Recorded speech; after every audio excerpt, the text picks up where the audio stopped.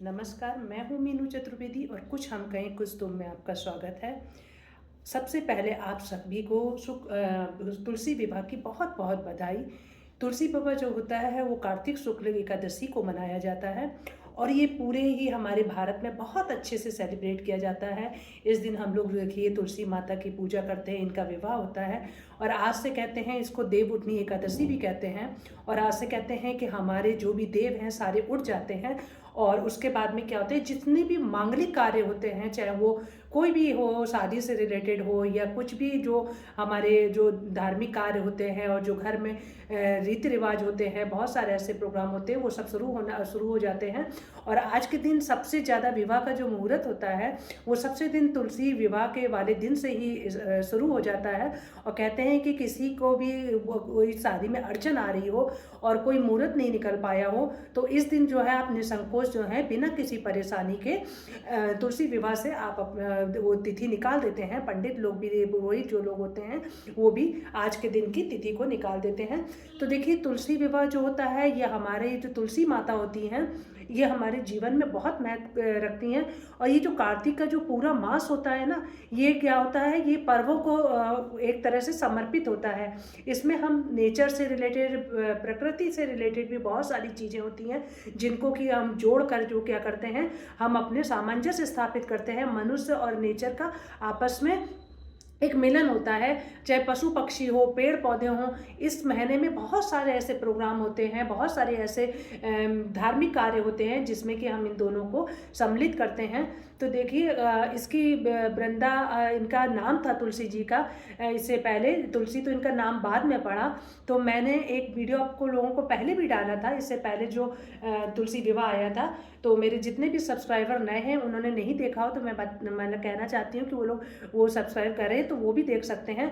मैं आपको बहुत ही सूक्ष्म में या शॉर्ट में एक स्टोरी बताऊंगी उनके, मतलब तुलसी जी का, जिनको नहीं पता है उनको, कि आखिर ये क्यों इनको श्राप मिला, तुलसी जी शालिग्राम को इन्होंने क्यों श्राप दिया और ये तुलसी से, वृंदा से तुलसी कैसे बनी। तो देखिए ये पहले जब इनका नाम था ना तुलसी जी का, ये वृंदा नाम था और ये राक्षस कुल में थी। और इनका विवाह जो था वो शिव जी के ही एक पसीने से कह लीजिए, उससे जो उत्पन्न, ये समुद्र में उनका पसीना गिरता है, उससे जलंधर की उत्पत्ति हुई। जलंधर बहुत ही ज़्यादा जो था बलशाली था और लेकिन थोड़ा सा अहंकार था उसको अपनी उसका, कि बहुत ज़्यादा उसको कोई हरा नहीं सकता है। और तुलसी जी उनका वृंदा से जो होता है जलंधर का विवाह होता है। और जो वृंदा जो होती है वो अपने पति के प्रति पूरी तरह से समर्पित होती है और बहुत ही प्रेम करती है जलंधर से। और साथ में वो विष्णु जी की बहुत बड़ी भक्त होती है और विष्णु जी की मतलब वो तीनों पहर जो होती है विष्णु जी की पूजा करती है। तो इस तरह से उसका आतंक बढ़ता जा रहा था। तो देवता लोग जो थे परेशान हो गए कि आखिर क्या करें और कैसे हम जो है इससे छुटकारा पाएं। तो क्योंकि इतना ज़्यादा बलशाली था और वो भी शिव से उत्पन्न हुआ था और शिव के अलावा फिर उनको कोई मार नहीं सकता था।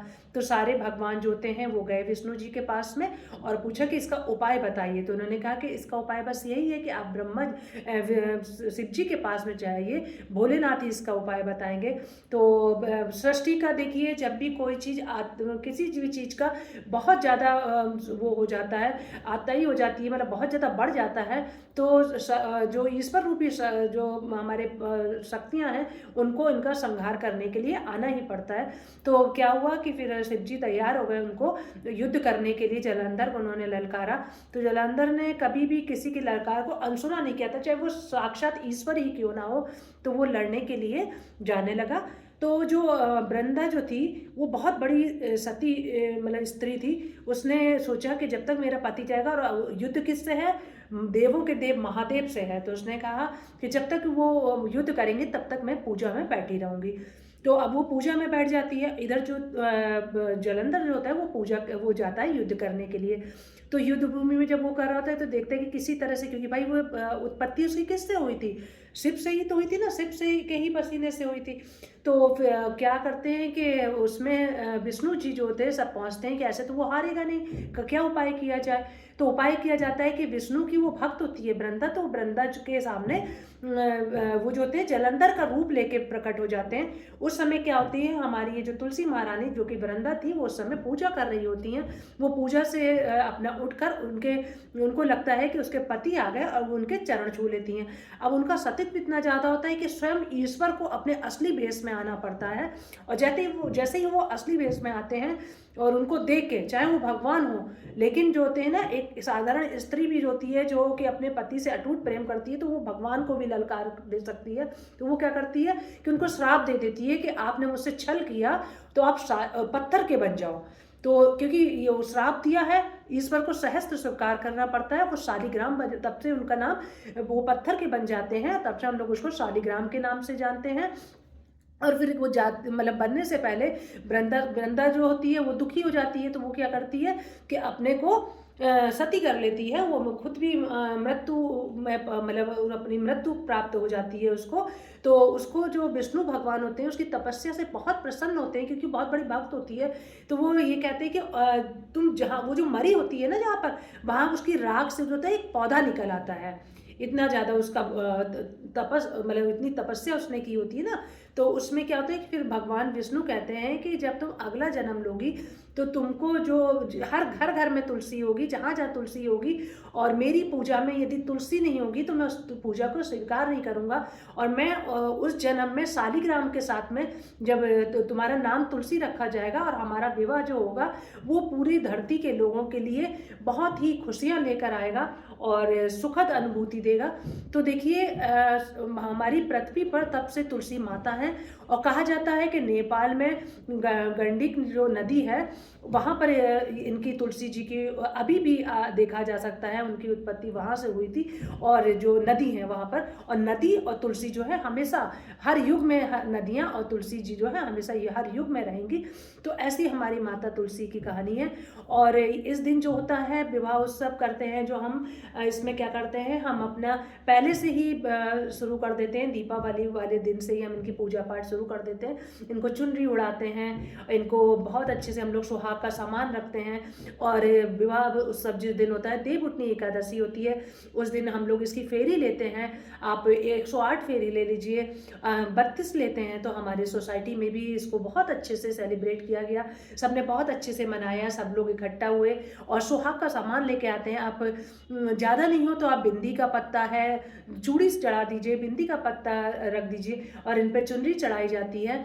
और इस तरह से जो होता है ना, दीपक, चारों तरफ से दीपक सजाए जाते हैं। और आज के दिन जो होता है इनका जो भोग लगाया जाता है उसमें जो भी, अब जो वेदर चेंज हो रहा होता है तो प्राकृतिक चीज़ें जो होती हैं ना, जो अब जो आने वाली होती हैं, जैसे आपके शकरकंदी हो गए और आपका सिंघाड़ा हो गया, इन सब चीज़ों से जो ये होता है, गन्ना हो गया, इन सब चीज़ों का भोग जो होता है बहुत मायने रखता है तुलसी जी के उसमें।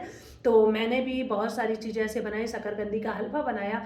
वैसे भी कहते हैं कि वो हलवा बहुत जितना टेस्टी होता है उतना ही हमारे स्वास्थ्य की दृष्टि से भी बहुत अच्छा होता है। और कहते हैं उसमें इतने मतलब ताकतवर हो जाता है वो बन के कि उसमें कुछ ऐसे गुण पाए जाते हैं कि वो कैंसर तक को रोकने की, मतलब हील करने की उसमें ताकत रखते हैं। तो मैं उसकी भी रेसिपी आपको पहले शेयर कर चुकी हूँ, और कल भी मैंने प्रसाद बनाया था तो उसमें भी मैं आपको शेयर करूँगी, आप लोग देखिएगा। तो ये तो देखो मैंने बताया कि तुलसी विवाह क्यों रखा था। और आपको पता है कि तुलसी जी को सीता जी ने श्राप दिया था। तो गया में जो होता है, देखिए कुछ कुछ ऐसी घटनाएं, मेरा मन करता है कि जब हम कुछ भी आप लोग को तक पहुंचाऊं तो उससे पहले कुछ जो मुझको पता है मैं उसको आपके साथ में शेयर करूं, जिससे कि हमारे जो सब्सक्राइबर भी हैं उस चीज़ को जाने। तो देखिए तुलसी जी जो है, आप गया में देखेंगे ना, गया में तुलसी जी आपको नहीं दिखाई देंगी, क्योंकि वहाँ की मिट्टी में वो उत्पत्ति मतलब होती ही नहीं है, मुरझा जाती हैं। वो भी सीता जी ने उनको श्राप दिया था, और वो लगाएंगे आप तो 2 दिन में वो मुरझा जाती हैं, ऐसा मतलब हमारे शास्त्रों में वर्णित है। और देखिए क्या मतलब रोचक रोचक कहानियाँ हैं, कुछ चीज़ें हम लोग को नहीं पता होती हैं। और ये जो होती है बहुत ही पवित्र होता है इनका।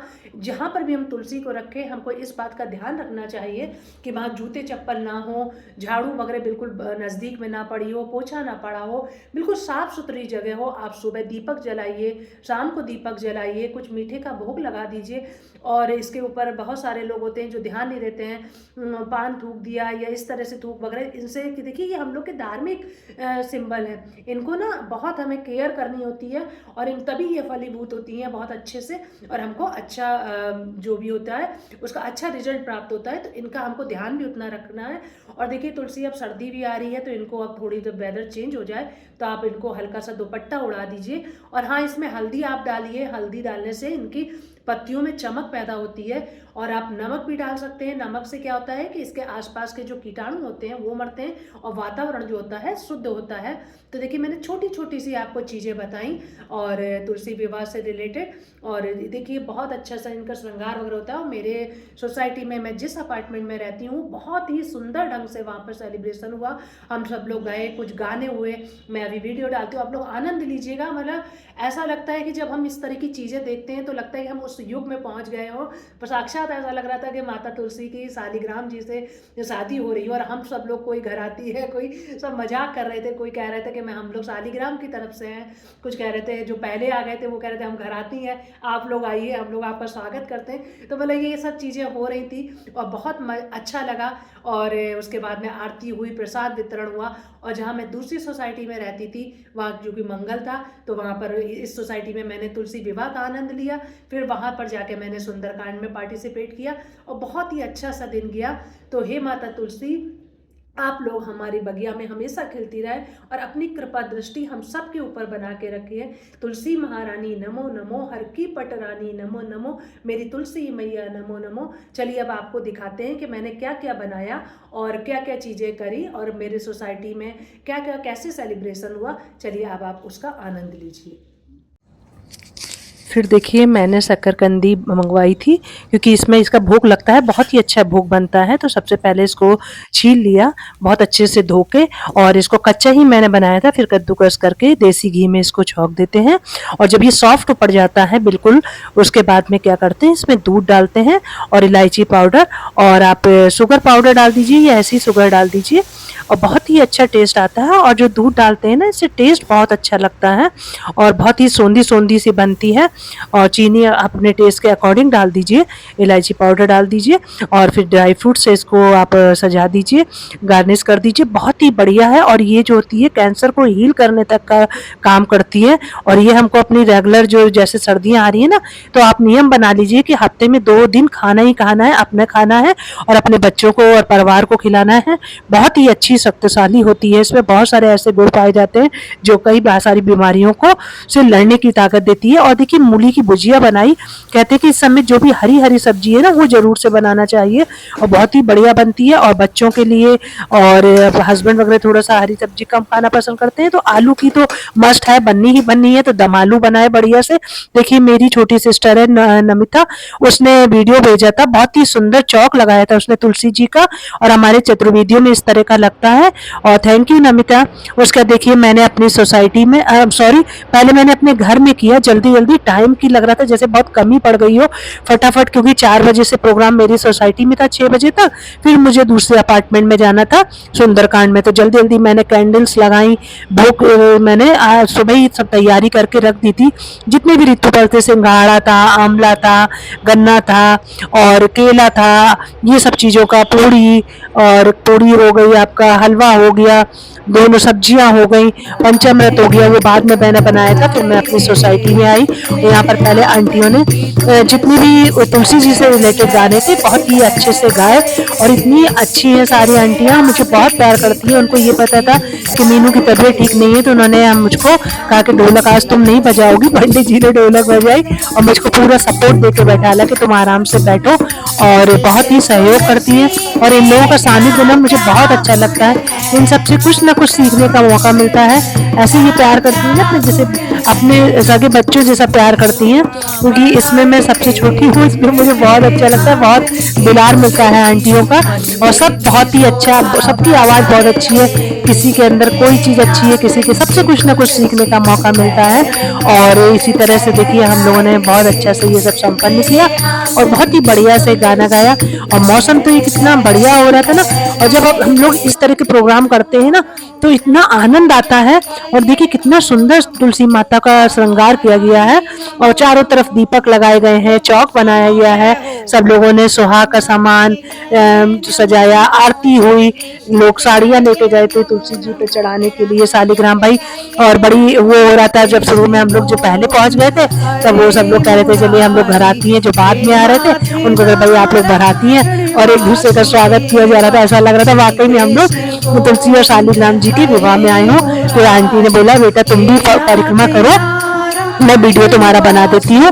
और देखिए ऐसे ही कहते हैं ना कि दुनिया जो चलती है ना सहकार और उससे चलती है। फिर मैं गई दूसरे वाले अपार्टमेंट में, वहाँ पर मैंने सुंदरकांड में पार्टिसिपेट किया, बहुत ही बढ़िया लगा। यहाँ पर भी मेरे सारी जो सखियाँ हैं ना मेरी बहुत ही प्यारी प्यारी हैं और बड़ा अच्छा लगता है यहाँ पर भी लोगों से मिलके, और ऐसे बहुत अच्छा टाइम बीता। आप लोगों ने भी अच्छे से सेलिब्रेट किया होगा। आप लोग जहाँ रहें हमेशा हेल्दी रहे, हैप्पी रहे, स्वस्थ रहें। थैंक